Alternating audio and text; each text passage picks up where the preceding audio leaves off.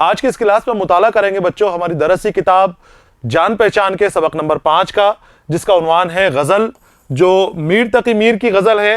اور غزل کا عنوان جو ہے کچھ ہوتا نہیں ہے، تو غزل کا جو پہلا مصرع ہے اس پہلے مصرے کو ہی عنوان مان لیا جاتا ہے۔ ہستی اپنی حباب کی سی ہے، میر تقی میر کی غزل ہے، بہت خوبصورت غزل ہے۔ تو سبق غزل کو میں نے 3 حصوں میں تقسیم کیا ہے۔ پہلے حصے کے اندر ہم نے میر تقی میر کی زندگی کا حوالے سے بات کی۔ دوسرا حصہ جو میں آپ کے سامنے لے کر آیا ہوں، اس کے اندر ہم غزل کا مطالعہ کریں گے، اور اس کے بعد جو تیسرا حصہ آئے گا اس میں ہم سوال و جواب کی مشق کریں گے۔ تو ہم شروع کرتے ہیں دوسرا حصہ، غزل ہستی اپنی حباب کی سی ہے۔ تو بچوں، یہ غزل شروع کرنے سے پہلے میں آپ کو غزل کے بارے میں کچھ مختصر معلومات دینا چاہتا ہوں کہ غزل کے معنی ہوتے ہیں عورتوں سے باتیں کرنا یا عورتوں کی باتیں کرنا، حسن و عشق کی باتیں کرنا، محبت کی باتیں کرنا۔ اور غزل کے ایک اور معنی ہوتے ہیں، وہ ہوتے ہیں جب شکار ہوتے وقت ہرن کے تیر لگ جاتا ہے، شکار کر رہے ہیں ہرن کا کوئی جب تیر لگ جاتا ہے، تو تیر لگے ہوئے زخمی حالت کے اندر جو ہرن اپنی آواز نکالتا ہے، درد بھری آواز نکالتا ہے، اسے بھی غزل کہتے ہیں، تڑپ والی آواز کو غزل کہتے ہیں۔ لیکن اردو ادب کے اندر جو اس کے لغوی معنی لیے جاتے ہیں وہ عورتوں سے باتیں کرنا یا عورتوں کی باتیں کرنا ہے۔ تو یہ غزل کے معنی ہیں۔ غزل کی شروعات ہوئی تھی عربی ادب سے۔ عربی ادب کے اندر قصیدے پڑھے جاتے تھے، اور قصیدے کا ایک پہلا حصہ ہوتا تھا، چہرے والا حصہ ہوتا تھا۔ اس حصے کے اندر بہاروں کی، پھولوں کی، نظاروں کی تعریفیں کی جاتی تھی، طرح طرح کی خاصیتیں منظر کی بتائی جاتی تھی۔ تو اس حصے کو فارسی ادب نے اپنے اندر اخذ کر لیا اور اس کو غزل کے طور پر لکھا جانے لگا۔ تو عربی سے یہ شروع ہوئی اور فارسی کے اندر گئی، اور فارسی سے اردو ادب کے اندر غزل اخذ کر لی گئی، اردو ادب میں غزل آ گئی۔ یہاں پر تقریباً ہر شاعر نے غزل کے اندر اپنے ہاتھ آزمائے ہیں، بڑے سے لے کر چھوٹے تک جتنے بھی شعراء ہیں سب نے غزل لکھی ہیں، اور بہت عمدہ قسم کی غزلیں لکھی ہیں، بہت اچھی غزلیں لکھی ہیں۔ غزل کے معنی میں نے آپ کو بتایا کہ حسن و عشق کی باتیں کرنا، محبوب کی باتیں کرنا، لیکن غزل اپنے ان معنوں میں کبھی بھی محدود نہیں رہی۔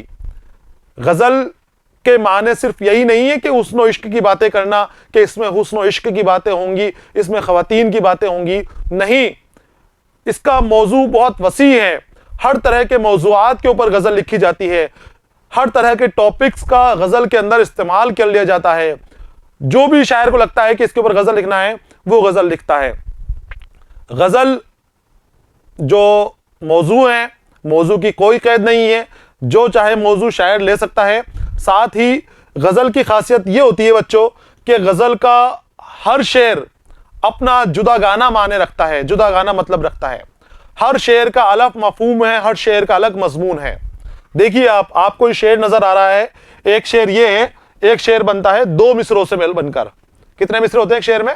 2 مصرے، یہ پہلا اور یہ دوسرا، اور یہ بن گیا ایک شعر مکمل ہو گیا ہمارا۔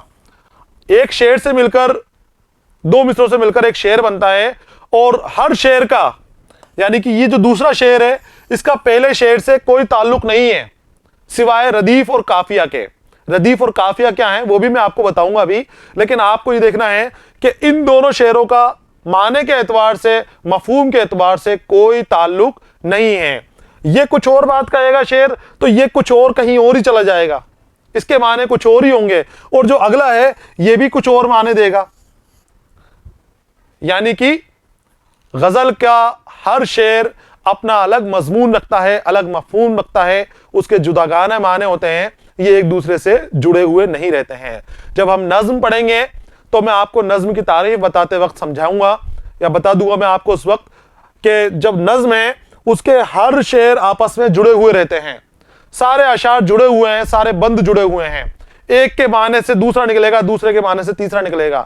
جبکہ غزل کے اندر جو 2 مصرے آپ کو نظر آ رہے ہیں، جو ایک شعر نظر آ رہا ہے، وہی اپنے آپ کے اندر کمپلیٹ ہے، اس کو کسی دوسرے چیز کے معنوں کی ضرورت نہیں ہے، اپنا الگ مفہوم وہ دے گا۔ تو یہ خاص بات ہو گئی اس کی غزل کی کہ ہر شعر اپنا الگ مفہوم رکھتا ہے، اپنا آزاد مفہوم رکھتا ہے، کسی اور کی قید میں نہیں ہے۔ قافیہ اور ردیف کی طرف آتے ہیں اپن، تو دیکھیے، ہستی اپنی حباب کی سی ہے، یہ نمائش سراب کی سی ہے۔ اس میں دیکھو 2 چیزیں آ رہی ہیں، ایک تو آ رہی ہے حباب، ایک آ رہی ہے سراب، پھر ہے کیسی ہے، کیسی ہے۔ قافیہ غزل کے آخر کے کچھ لفظ سے پہلے آتا ہے اور قافیہ کے معنی الگ الگ ہوتے ہیں لیکن ان کی شکلیں ایک جیسی ہوتی ہے، معنی الگ الگ لیکن شکل ایک جیسی۔ حباب اور سراب یہ اس غزل کے قافیے ہیں۔ کیا ہیں یہ؟ قافیے ہیں، حباب اور سراب۔ اور کیسی ہے، یہ ہے ردیف۔ قافیہ اور ردیف میں کیا ہے کہ قافیہ کی آواز ایک جیسی آئے گی لیکن شکل بدل جائے گی، شکل دوسری ہوگی۔ پہلے مصرے کے اندر دیکھیے حباب ہے اور دوسرے مصرے میں سراب ہے، آواز ایک جیسی آ رہی ہے، حباب اور سراب، سمجھ میں آ رہا ہے کہ ایک جیسی چیزوں کے لیے استعمال کیا جا رہا ہے، تو یہ ہے قافیہ۔ لیکن شعر کے اندر دونوں مصروں کے اندر یا ہر دوسرے مصرے کے اندر ویسی کی ویسی شکل کے اندر کوئی لفظ آ جائے، اسی انداز میں لکھا جائے جو پہلے شعر میں لکھا گیا تھا، کیسی ہے، کیسی ہے، کیسی ہے، کیسی ہے، جو ایک جیسے ریپیٹ ہوتا ہے اسی انداز میں لکھا جاتا ہے، جیسا ہے ویسا کا ویسا ہی، تو وہ ہے ردیف۔ تو دیکھیے حباب، سراب، گلاب اور اضطراب، اور آگے اور بھی آئیں گے، یہ سب کیا ہیں؟ قافیہ۔ اور کیسی ہے، کیسی ہے ردیف ہے۔ دیکھیے آپ سارے شعروں میں کیسی ہے۔ غزل کے اندر پہلا جو شعر ہوتا ہے وہ ہم قافیہ اور ہم ردیف ہوتا ہے۔ دیکھیے ہم قافیہ مطلب ایک جیسے قافیہ والے، حباب، سراب دونوں میں قافیہ ہیں، ایک جیسے قافیہ ہیں، یہ ہو گیا ہم قافیہ۔ دونوں مصرے کیسی ہے، کیسی ہے، دونوں مصرے کیسی ہے، دونوں میں ردیف ہے، یعنی کہ دونوں ہم ردیف ہیں، تو یہ کیا ہوا؟ ہم ردیف، ہم قافیہ، ہم ردیف۔ یہ ہے پہلا شعر۔ کون سا شعر ہے؟ پہلا شعر۔ دوسرا شعر دیکھو آپ، دوسرا شعر، نازکی اس کے لب کی کیا کہیے، پنکھڑی ایک گلاب کیسی ہے۔ کیا یہ شعر بھی ہم قافیہ ہے، ہم ردیف ہے؟ دیکھیے قافیہ نظر آ رہا ہے اس میں کچھ؟ پہلے دوسرے شعر کے پہلے مصرے کے اندر قافیہ نہیں ہے، صرف دوسرے مصرے کے اندر قافیہ ہے۔ تو غزل کے اندر کیا ہوتا ہے کہ پہلے مصرے کے اندر، پہلے شعر کے دونوں مصرے ہم قافیہ اور ہم ردیف ہوتے ہیں، اور اس کے بعد کے جو ہیں، جو دوسرے مصرے ہیں، اس کے دوسرے شعر ہیں، اس کے دوسرے مصرے جو ہیں پہلے مطلع سے ہم قافیہ اور ہم ردیف ہوتے ہیں۔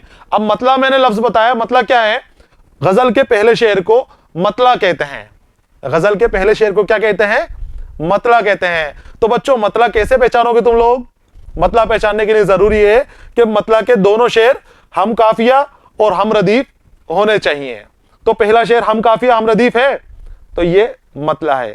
پہلے شعر جس کے دونوں مصرے ہم قافیہ اور ہم ردیف ہوتے ہیں وہ مطلع ہوتا ہے۔ تو ہم نے کیا سیکھا؟ غزل کا ہر شعر اپنا ایک الگ مفہوم رکھتا ہے، اپنا ایک الگ معنی رکھتا ہے۔ پھر ہم نے سیکھا قافیہ، اور پھر ہم نے سیکھا ردیف، پھر ہم نے سیکھا مطلع۔ اب مطلع کے بعد والے شعر کو کیا کہیں گے؟ مطلع کے بعد والے شعر کو کہیں گے فرد۔ تو اس کے بعد والے شعر، پھر آگے چل کر ایک شعر ایسا بھی آتا ہے، ہم قافیہ والا مطلع، مطلع کے بعد والے شعر فرد، اور فرد کے بعد ایک ایسا شعر بھی آتا ہے کہ جس کے اندر شاعر اپنا تخلص استعمال کرتا ہے۔ تخلص کیا ہے؟ شاعر شاعری کے لیے اپنے نام سے جداگانہ ایک اور نام رکھتا ہے جو شاعری کے اندر ہر جگہ جا بجا استعمال کرتا ہے، جہاں جہاں اس کا من کرتا ہے وہ استعمال کرتا ہے۔ اس شعر میں دیکھیے میر نے اپنا تخلص استعمال کیا ہے۔ میر تقی نام تھا، میر کا نام تھا نا میر تقی، اور تخلص کیا تھا ان کا؟ میر۔ میر ہی وہ تخلص کرتے تھے۔ جب ہم پہلا حصہ پڑھ رہے تھے، پہلا ویڈیو ہم نے دیکھا اس سبق کا، تو اس کے اندر میں نے آپ کو بتایا تھا کہ میر تقی نام ہے آپ کا اور میر آپ کا تخلص ہے۔ تو اس تخلص کو شاعر اپنی غزلوں کے اندر، اپنی نظموں کے اندر، اپنی شاعری کے اندر جہاں اس کو صحیح لگتا ہے استعمال کرنا، سمجھتا ہے وہ کہ استعمال کرنا چاہیے، وہ استعمال کرتا ہے۔ اس کے اندر بھی میر تقی میر نے اپنا نام استعمال کر رکھا ہے۔ میر ان نیم باز آنکھوں میں ساری مستی شراب کی سی ہے۔ تو جس شعر کے اندر شاعر اپنا تخلص استعمال کرتا ہے اسے مقطع کہتے ہیں۔ کیا کہتے ہیں؟ مقطع کہتے ہیں۔ وہ تھا مطلع. مطلع کیا ہے؟ غزل کا یا نظم کا پہلا شعر جس کے دونوں مصرے ہم قافیہ ہوں گے، ہم ردیف ہوں گے، وہ مطلع کہلائے گا. اور آخر شعر کے اندر استعمال کرتے ہیں، یعنی آخر سے پہلے بھی کر لیں گے تو وہ مقطع ہو جائے گا. مقطع وہ جہاں شاعر اپنا تخلص استعمال کرے. تو یہ تھی موٹی موٹی سی معلومات، مختصر معلومات غزل سے متعلق، آپ کو دھیان میں رکھنی ہے اپنی، اسے نوٹ بھی کر لینا ہے آپ کو، مقطع اور مطلع. آگے آتے ہیں ہم غزل کے اوپر، پھر سے لوٹ آتے ہیں. اور پہلے میں آپ کے سامنے غزل کی بلند خوانی کروں گا. بلند خوانی کرنے کے بعد ہم اس کے الگ الگ اشعار کی تشریح کریں گے، ان اشعار کو سمجھنے کی کوشش کریں گے. تو بلند خوانی میں آپ کو دھیان سے دیکھنا ہے لفظوں کی ادائیگی، کس طرح سے ادا کیے جائیں گے لفظ، کس طرح سے غزل پڑھی جائے گی، اس کو آپ کو دیکھنا ہے. اور پھر ہم تشریح کریں گے. اس کی تشریح میں لکھ کر بھی آپ کے سامنے دکھاؤں گا، آپ کو لکھ کر بھی، آپ چاہیں تو اس کو اتار سکتے ہیں، لیکن بہتر یہی ہے کہ آپ اس کو سمجھیں، غزل کے مواد کو سمجھیں، اور اس کے بعد اس کو بعد میں اپنے آپ سے الگ بیٹھ کر لکھنے کی کوشش کریں. یہاں سے نقل کرنے کی کوشش نہیں کریں، سمجھ کے آپ لکھیں گے تو وہ آپ کے لیے زیادہ بہتر رہے گا. تو دیکھیے پہلا جو مطلع دیکھتے ہیں اپن. پہلا شعر: ہستی اپنی حباب کی سی ہے، یہ نمائش سراب کی سی ہے، نازکی اس کے لب کی کیا کہیے، پنکھڑی ایک گلاب کی سی ہے. بار بار اس کے در پر جاتا ہوں، بار بار اس کے در پر جاتا ہوں، حالت اب اضطراب کی سی ہے. اضطراب یعنی بے چینی. بار بار در پر جاتا ہوں، بار بار ٹھکرایا جاتا ہوں، ذلیل کیا جاتا ہوں، لیکن بار بار جاتا ہوں، حالت بے چینی کی سی ہے، اب چین ہی نہیں آ رہا. آگے آتے ہیں. میں جو بولا کہا کہ یہ آواز، میں جو بولا کہا کہ یہ آواز اسی خانہ خراب کی سی ہے. میں جو بولا کہا کہ یہ آواز اسی خانہ خراب کی سی ہے. اور مقطع سماعت فرمائیے آپ. مقطع میں دیکھیے کیا لکھا ہے میر نے. میر ان نیم باز آنکھوں میں، میر ان نیم باز آنکھوں میں، نیم باز آدھی کھلی ہوئی، نشے کی حالت میں جو آنکھیں ہو جاتی ہیں، مستی میں سرور میں جو آنکھیں ہو جاتی ہیں، وہ آنکھیں آدھی کھلی رہتی ہیں، آدھی بند رہتی ہیں. نیم ان آنکھوں کے بارے میں بتا رہے ہیں کہ میر ان نیم باز آنکھوں میں ساری مستی شراب کی سی ہے. یہ تھی غزل کی بلند خوانی. آگے آتے ہیں اب ہم تشریح کے اوپر. تشریح دیکھنی ہے آپ کو. دیکھیے پہلے شعر کے اندر میر کہتے ہیں جو مطلبی ہے، ہستی اپنی حباب کی سی ہے. حباب کے معنی ہوتے ہیں بچوں پانی کا بلبلا. حباب کے معنی کیا ہوتے ہیں؟ پانی کا بلبلا. تو میر کہہ رہے ہیں ہستی یعنی زندگی، اوقات، انسان کی زندگی کیسی ہے؟ پانی کے بلبلے کی جیسی ہے. پل کے اندر بنتا ہے، پل میں پروان چڑھتا ہے اور پل میں ہی ختم ہو جاتا ہے. ہم اپنی اتنی سی زندگی کو اس پانی کے بلبلے جیسی زندگی کو لے کر تکبر کرے بیٹھے رہتے ہیں، طرح طرح کی باتیں کرتے ہیں، طرح طرح کے پلان بناتے ہیں کہ ہم یہ کر لیں گے، ہم وہ کر لیں گے، لیکن ہمیں کل کا بھروسہ نہیں ہے کہ ہم کل دیکھنے والے ہیں یا نہیں ہیں. تو میر زندگی کی اسی سچائی کی طرف اشارہ کر رہے ہیں.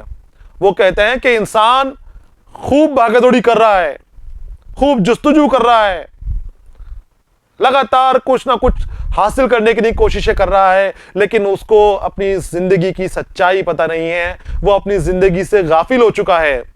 اس کی زندگی کی سچائی تو ایسی ہے جیسے کوئی پانی کا بلبلا اٹھتا ہے، بڑھتا ہے، اور جیسے ہی اس کو نامناسب ہوا لگی اور وہ پھٹ جاتا ہے، ختم ہو جاتا ہے. ایسی ہی ہماری زندگی ہے. حباب یعنی پانی کا بلبلا. یاد رکھنا ہے آپ کو. ہستی اپنی حباب کی سی ہے. اپنی زندگی پانی کے بلبلے جیسی ہے جس کی کوئی وقت نہیں ہے، کوئی اس کی اوقات نہیں ہے. جیسے ہی نامناسب ماحول ملے گا وہ بڑھتا ہے، پروان چڑھتا ہے، بلبلا پیدا ہوتا ہے، اور پھر کتنی جلدی ہی وہ پھوٹ جاتا ہے. کوئی اس کی حفاظت نہیں کر سکتا, کوئی اس کو نہیں روک سکتا. یہ نمائش سراب کی سی ہے. یہ نمائش, یہ جو زندگی کا دکھاوا ہے, یہ جو زندگی کی رنگینیاں ہیں, یہ جو زندگی کی چمک ہے, یہ سراب کی جیسی ہے. سراب کے معنی ہوتے ہیں دھوکا. کون سا دھوکا؟ راستے کے اندر, سڑکوں کے اوپر جب آپ چلتے ہو تو ہائی وے کے اندر, ہائی وے کے اوپر کبھی آپ چلے ہو تو گرمیوں کے اندر, بہت شدید گرمی کے اندر, تیز گرمی کے اندر, سڑکوں کے اوپر بہت دور ایسا لگتا ہے جیسے پانی بھرا ہوا ہے. ایسا کا ایسا ہی ریگستان میں لگتا ہے کہ گرمیوں کے اندر جب دور سے ریگستان کے اندر ہم دیکھتے ہیں تو سامنے آگے بہت دور کی طرف ایسا لگتا ہے, ساحل کی طرف ایسا لگتا ہے کہ جیسے اس جگہ کے اوپر پانی بھرا ہوا ہو. حالانکہ اصل میں وہ پانی ہوتا نہیں ہے, وہ پانی کی علامت ہوتی ہے, صرف دھوکا ہوتا ہے. اسے ہی سراب کہتے ہیں. سراب کے معنی ہیں اسی لیے دھوکے کے ہیں, کیونکہ جو ہمیں نظر آتا ہے جب ہم پاس جا کے اس کو دیکھتے ہیں تو وہ چیز غائب ہو جاتی ہے, وہ وہاں رہتی نہیں ہے. وہ صرف ہماری نظروں کی وجہ سے ہمیں پانی دکھتا ہے. اگر آپ نے ریگستان میں دیکھا ہو تو ریگستان کا دیکھنا, اور ریگستان میں نہیں دیکھا ہو تو ہائی وے کے اوپر گرمیوں کے اندر, سخت گرمیوں میں سیدھی سڑکوں کے اوپر کبھی اپنے والدین کے ساتھ نکلنا, آپ سامنے دیکھو گے تھوڑی دوری کے اوپر آپ کو سراب نظر آ جائے گا. اس سراب کی جیسی یہ زندگی ہے, اس سراب کی جیسی نمائش ہے کہ جس کو ہم رنگینیاں سمجھ رہے ہیں, جس کو ہم چمک دمک سمجھ رہے ہیں, وہ حالانکہ چمک دمک نہیں ہے, وہ کچھ بھی نہیں ہے, وہ صرف ایک دھوکا ہے.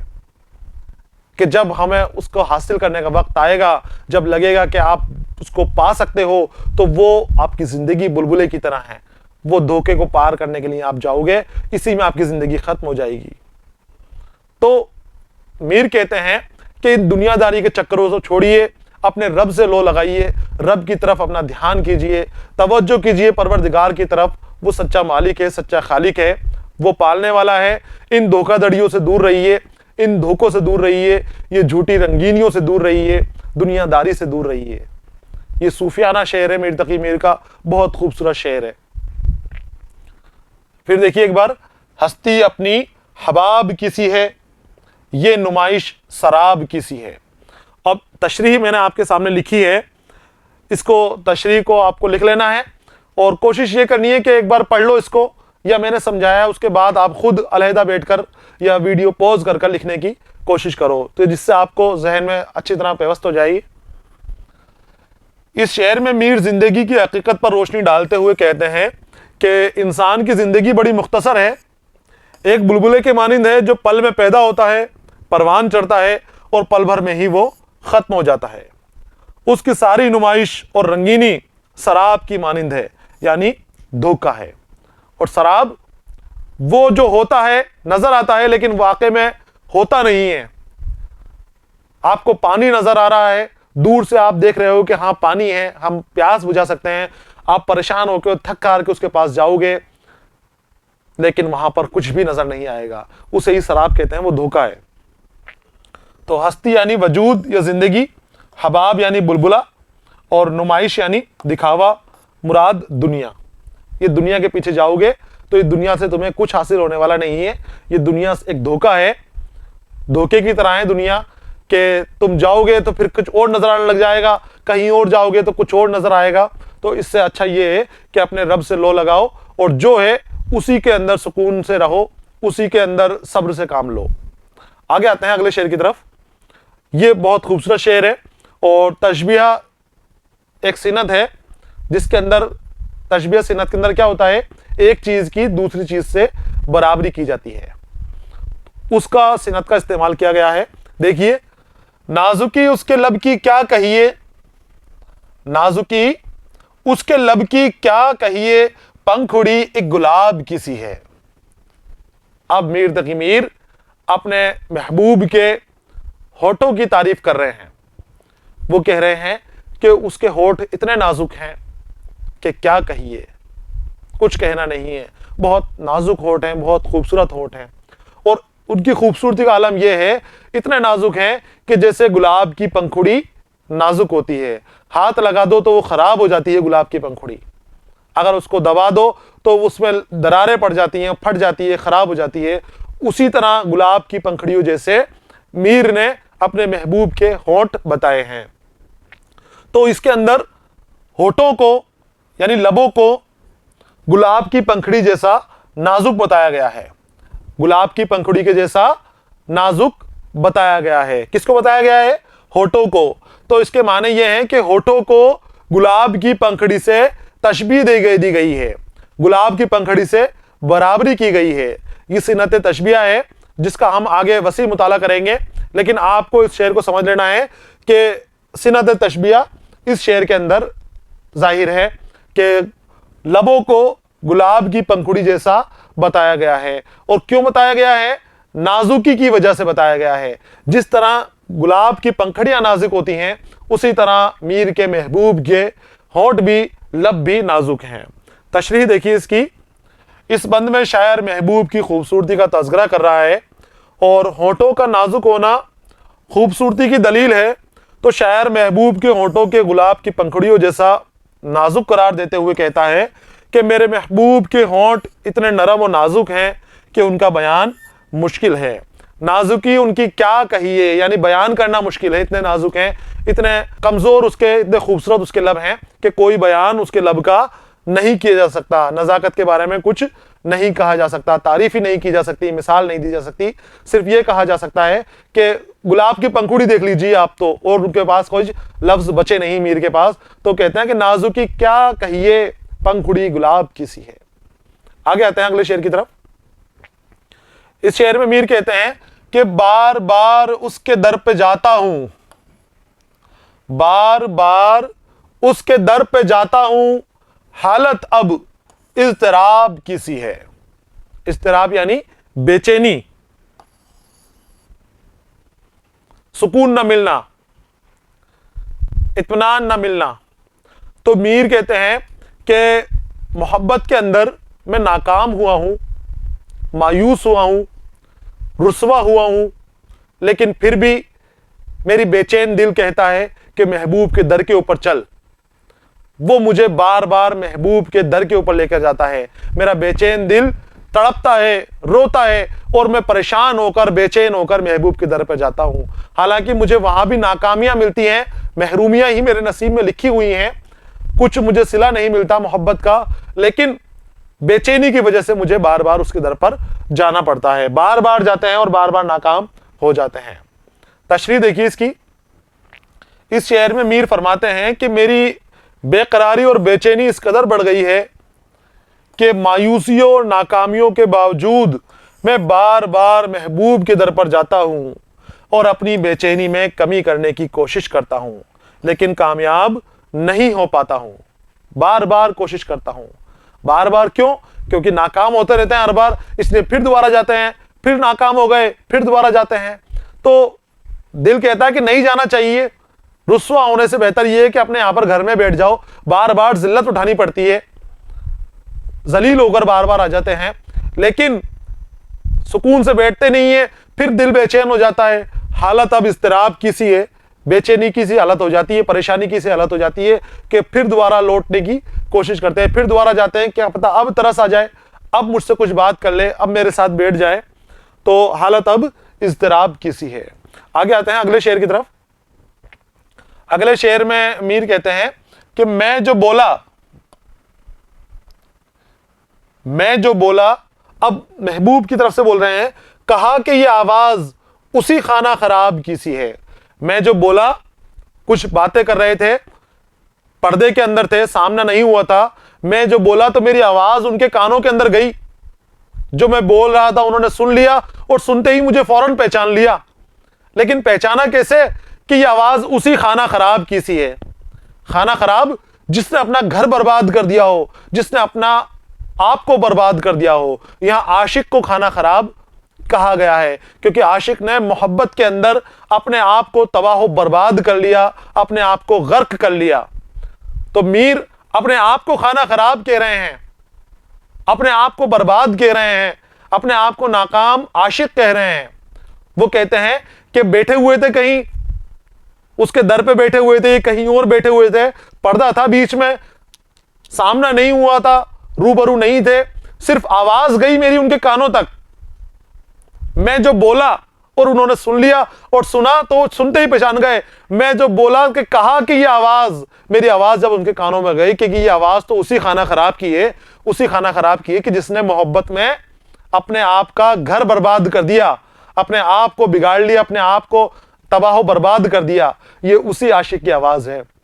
अब ये अपना दर्द बयान कर रहे हैं कि मैं तो जिसके लिए बर्बाद हुआ हूं, जिसकी मोहब्बत की वजह से मैं इस हाल को पहुंचा हूं, इन गमों के अंदर परेशानियों में मुब्तला हूं, वही मुझे इस तरह से मुखातिब कर रहा है, वही मुझे खाना खराब कह रहा है, मेरा मजाक उड़ा रहा है कि हाँ मैंने अपना घर तो बर्बाद कर दिया, लेकिन अब वो मजाक उड़ा के तंज कर रहा है कि ये आवाज उसी खाना खराब की है। तशरीह देखिए इसकी। इस शेर में शायर कहता है कि मोहब्बत में हमने अपना सब कुछ लुटा दिया, हम बर्बाद और आवारा हो गए, लेकिन महबूब के ऊपर हमारी बदहालियों का कोई फर्क नहीं पड़ता, बल्कि वो तो इस हवाले से तंज करता है, वो तो ताना मार रहा है कि ये आवाज तो उसी खाना खराब की सी है। हमारी आवाज सुनते ही फौरन कहता है कि आवाज तो उसी खाना खराब की है, उसी बदबख्त की है, उसी नामुराद आशिक की है। इस तरह से तंज भी मारा जा रहा है उसके ऊपर। तो खाना खराब जिसका घर बर्बाद हो गया हो, यहां पर मुराद कौन है? बर्बाद आशिक, जो मोहब्बत के अंदर अपना सब कुछ बर्बाद कर बैठा हो। आगे आते हैं मक्ते की तरफ। मक्ता वो शेर जिसके अंदर शायर अपना तखल्लुस इस्तेमाल करता है, उसे मक्ता कहते हैं। तो मक्ता देखिए, मीर उन नीमबाज आंखों में, नीमबाज आधी खुली, आधी खुली, या तो नींद की वजह से हो, या वो शराब पी रखी हो, उसके सुरूर में नशे के अंदर हो, या फिर मोहब्बत के नशे के अंदर भी आंखें अधखुली सी हो जाती हैं, आधी बंद सी हो जाती हैं, या खूबसूरती की वजह से भी आंखें अधखुली सी रहती हैं कईयों की। तो मीर कहते हैं, मीर उन नीमबाज आंखों में।